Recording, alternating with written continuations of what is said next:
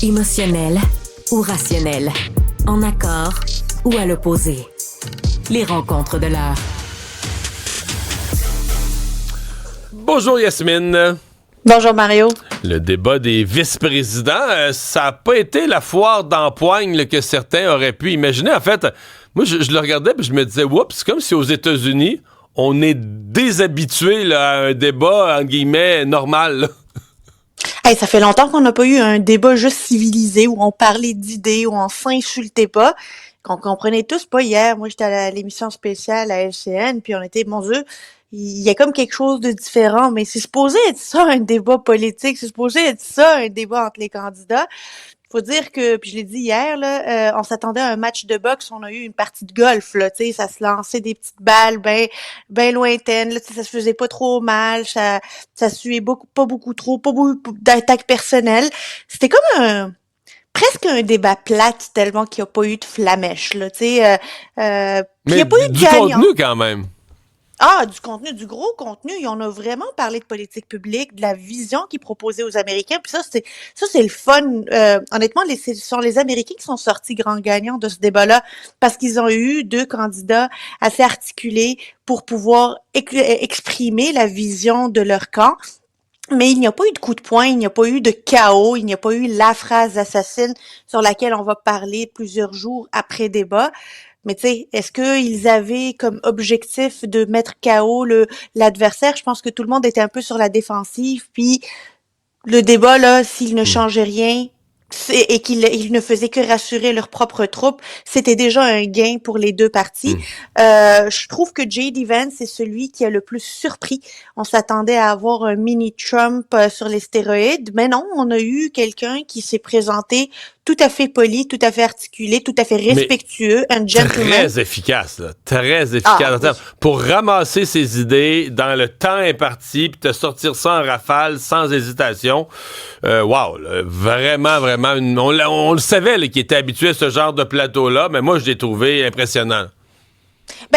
Impressionnant parce que en effet, il était capable d'exprimer des idées puis il marchait sur une ligne très très mince là entre défendre Donald Trump puis ses déclarations intempestives puis avoir l'air intelligent puis Oui. proposer une politique publique là, c'est pas facile là, il faut être vraiment un prestidigitateur pour faire ça. Mais de l'autre côté, on avait un Tim Walz qui avait un discours beaucoup plus commun, qui parlait beaucoup plus à la moyenne des Américains, à la moyenne des électeurs, qui exprimait de manière presque plus caricaturale, mais qui rejoint plus de personnes. Les deux en sortent gagnants, les deux n'en sortent pas perdants, ça c'est certain, mais je pense que c'est un bon débat, ça a fait du bien à la démocratie hier, ce débat-là. Bon, parlant de démocratie, le journal s'est penché sur notre Assemblée nationale et ses voyages. Là, et là, on parle pas des voyages des ministres, on parle vraiment de ce qu'on appelle la diplomatie parlementaire. Donc, le Québec appartient à des associations parlementaires, la francophonie, etc., où de simples députés qui sont pas ministres, de tous les partis d'ailleurs, partent en délégation. Là, ça peut être deux du gouvernement, puis un de chacun des partis d'opposition, partent en délégation et vont participer à des congrès ou à des rencontres avec des parlementaires d'ailleurs. Est-ce que ça en vaut le coup? Est-ce que ces déplacements, ces rencontres valent ce que ça coûte à la collectivité? Moi, je vais peut-être sortir de la moyenne de la réaction là qu'on va avoir aujourd'hui, mais moi, je pense que ça coûte pas cher pour ce qu'on fait. Moi, là, je suis pas de ceux qui disent ah ben non, on va aller chercher chaque centaine, chaque millième de dollars pour pouvoir démontrer qu'on tient les cordons de la bourse serrés. Il y a des forums de différents parlements où on va échanger, où on va partager notre vision de la chose. Puis aujourd'hui, plus que jamais, alors que les démocraties puis les parlements se tournent pas rond un peu partout, là, on a besoin d'être présent. Là, on peut pas rester chez nous parce qu'on a besoin de sauver 57 000 parce que ce voyage-là, c'est bien trop. Moi, j'ai vu la liste là, des voyages qu'il y a eu dans la dernière année. C'est pas les mêmes mondes qui y vont. On voit qu'il y a une représentation plutôt homogène. Là, tu sais, c'est pas toujours le même député qui est là de tous les voyages. On voit que, évidemment, ça part quelques jours. On voit que, ben oui, c'est partout dans le monde, mais c'est comme ça que ça fonctionne, la diplomatie parlementaire. Ça se passe pas juste chez nous. Donc oui, est-ce que des fois on peut dire, ben on aurait peut-être pu assister à cette rencontre-là en virtuel? Je veux bien. Mais à un certain moment, là, commencer à scruter puis à remettre en question le jugement de chaque député, de chaque comité qui a décidé d'y aller parce qu'il n'a parce qu'il doit avoir des raisons pourquoi il a décidé d'y aller. Moi, je vais pas m'enfarger sur ces voyages-là. Moi, Puis je peux en parler que... librement, mais j'en ai jamais fait un. Fait que, oui. je l'ai jamais fait, moi, zéro. Puis, je suis assez d'accord avec toi. Tu sais, je veux dire, je l'ai pas fait par idéologie, ça, j'étais trop occupé, j'avais pas le temps, j'étais chef de parti, puis tout ça. Mais je suis convaincu qu'il y a une utilité. Et ce qu'on m'a souvent dit, ou des députés qui revenaient disaient, ouais, celle-là était pas utile. Mais souvent, tu le sais après. Je veux dire, c'est comme, par exemple, un médecin qui participe à des congrès. Qui se dit, moi, je me fais une discipline, je veux pas être isolé dans mon coin, je veux être un médecin qui est au courant des tendances, au courant des nouvelles techniques en chirurgie. Je veux être un médecin qui se tient au courant. Je vais à des congrès aux États-Unis, ailleurs, puis je me garde informé. Va revenir à tous les 2 ans, là, un sur 4, mettons, il va dire, ouais, celui-là, c'était plus ordinaire, c'était moins bon, mais ça, tu le sais rien qu'après, tu comprends?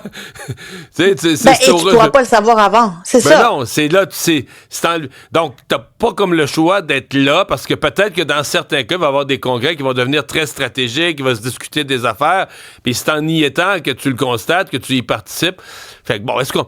J'ai vu là, qu'il y a dans un cas, quand ils ont voyagé en première classe, ça, c'est sûr que ça coûte beaucoup plus cher. Il y a une règle, je pense, en haut de 12 heures de vol, peuvent aller en première classe. Je sais pas. Peut-être. Mais il y a une règle. Est-ce que la règle a été respectée? Oui. Puis là, tu sais, à certains moments, il faut remettre en question. Est-ce que cette règle-là mérite d'être modifiée? Mais honnêtement, j'ai l'impression qu'on a des enjeux un peu plus importants que se demander si cette personne-là qui est partie 4 jours là pour nous représenter, c'était pertinent ou pas. Je suis pas sûre, moi, à quel point c'est scandaleux, cette histoire-là. Ouais. Départ de Marois Risky, ça a été vraiment la grosse nouvelle hier à l'Assemblée nationale. Et c'est une nouvelle qui est beaucoup discutée, reprise par les citoyens, parce que c'est pas une histoire de politique compliquée. Des fois, un ministre ou un député démissionne sur le projet de loi numéro 1 tel, les gens savent plus ou moins. Là, c'est l'ABC de la vie. C'est l'incapacité, après un 2e enfant, pour une mère de concilier un travail aussi exigeant avec autant de déplacements, d'activités les fins de semaine, avec le fait d'avoir 2 tout petits, là. Ben, c'est même, je te dirais que c'est même plus que ça, Mario. Marois Risky, là, elle a vécu des moments très difficiles, très stressants pour pouvoir avoir ses enfants. Elle voulait tellement les avoir et passer à travers des moments très difficiles. L'idée, c'était pas juste de les avoir, ces enfants-là, c'était aussi de les élever. Puis la connaissante, tu la connais aussi bien que moi, c'est pas quelqu'un qui fait les choses à moitié. Elle veut pas être une députée à temps partiel, puis elle veut pas être une mère à temps partiel. Je comprends son mal-être à devoir être absente de la maison alors que ses enfants sont tout petits puis qu'elle s'est battue pour les avoir. Mais en même temps, je me dis, maudit que c'est une perte pour notre démocratie. Là, tout le monde en sort perdant à savoir qu'une Marois Risky, une femme aussi talentueuse, farouche qu'elle, ne peut plus travailler, ne peut plus faire de la politique et le conjuguer avec sa vie familiale. Puis ça démontre à quel point on tape souvent sur nos politiciens, mais qu'ils vivent des sacrifices familiaux, personnels, là, majeurs. Il doit faire des choix. Elle, le choix, là, c'est le choix de sa carrière politique qu'elle met sur pause, qu'elle met sur la glace. Elle dit que c'est pour les 15 prochaines années.